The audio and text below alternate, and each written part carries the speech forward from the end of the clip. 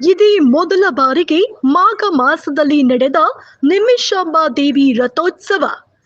ನಿಮಿಷಾಂಬ ದೇವಿಯ ರಥ ಎಳೆದು ಡಿಸಿಎಸಿ ತಹಶೀಲ್ದಾರ್ ಅವರಿಂದ ರಥೋತ್ಸವಕ್ಕೆ ಚಾಲನೆ.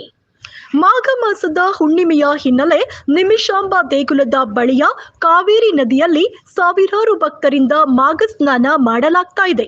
ಕಾವೇರಿ ನದಿಯಲ್ಲಿ ಮಾಘ ಸ್ನಾನಕ್ಕೆ ನಿಮಿಷಾಂಬ ಸನ್ನಿಧಿಗೆ ಸಾಕಷ್ಟು ಜನ ಹರಿದು ಬರ್ತಾ ಇದ್ದಾರೆ.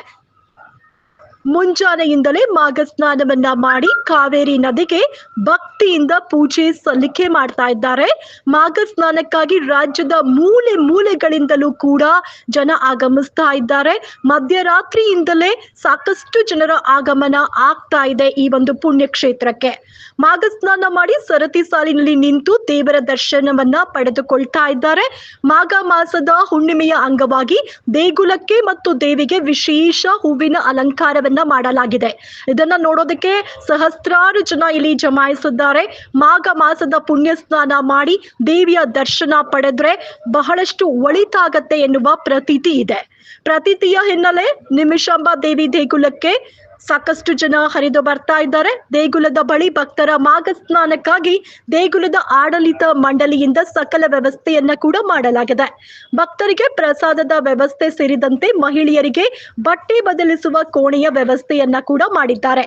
ಮಂಡ್ಯ ಜಿಲ್ಲೆ ಶ್ರೀರಂಗಪಟ್ಟಣದ ಗಂಜಂನಲ್ಲಿರುವ ಶ್ರೀ ನಿಮಿಷಾಂಬ ದೇಗುಲದಲ್ಲಿ ಭಕ್ತ ಸಾಗರ ಸಾಕಷ್ಟು ಜಮಾಯಿಸಿದೆ ಅಂತಾನೆ ಹೇಳಬಹುದಾಗಿದೆ. ಹುಣ್ಣಿಮೆ ಅಂದ್ಬಿಟ್ಟು ಸ್ನಾನ ಮಾಡೋಕ್ಕಿಂತ ಒಳ್ಳೆ ಇವತ್ತು ಸ್ನಾನ ಮಾಡೋದು ಏನು ಅನಿಸುತ್ತೆ ಮೇಡಮ್?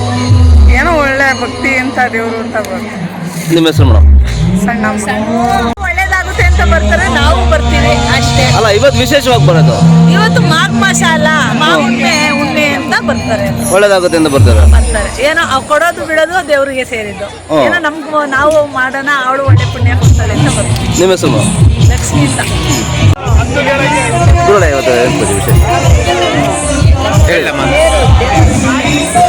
ಮಾಘ ಶುಕ್ಲ ಪೌರ್ಣಿಮೆಯಂದು ಇವತ್ತಿನ ದಿವಸ ಬೆಳಗಿನ ಜಾವ 1 ಗಂಟೆಗೆ ಅಂದರೆ ಪೌರ್ಣಿಮೆಯ ರಾತ್ರಿ 1 ಗಂಟೆ ರಾತ್ರಿಯಲ್ಲಿ ಶ್ರೀ ನಿಮಿಷಾಂಬ ಅಮ್ಮನವರಿಗೆ ವಿಶೇಷವಾದಂತಹ ಅಭಿಷೇಕ ಸೇವೆ, ಹಾಗೆ 108 ಲೀಟರ್ ಹಾಲು, 108 ಲೀಟರ್ ಮೊಸರು, ಈ ಥರ ಬೃಹತ್ ಪ್ರಮಾಣದಲ್ಲಿ ವಿಶೇಷವಾದಂತಹ ಅಭಿಷೇಕ ಸೇವೆ ನಡೆದಿರ್ತದೆ. ಸೇವೆ ನಡೆದ ಮೇಲೆ ಇದನ್ನು ಮಹಾನೈವೇದ್ಯ ಮಹಾಪೂಜಾದಿಗಳನ್ನು ಮುಗಿಸಿದ ನಂತರ ಬೆಳಗಿನ ಬ್ರಾಹ್ಮಿ ಮುಹೂರ್ತದಲ್ಲಿ ರಥೋತ್ಸವ ನಡೆದಿದೆ.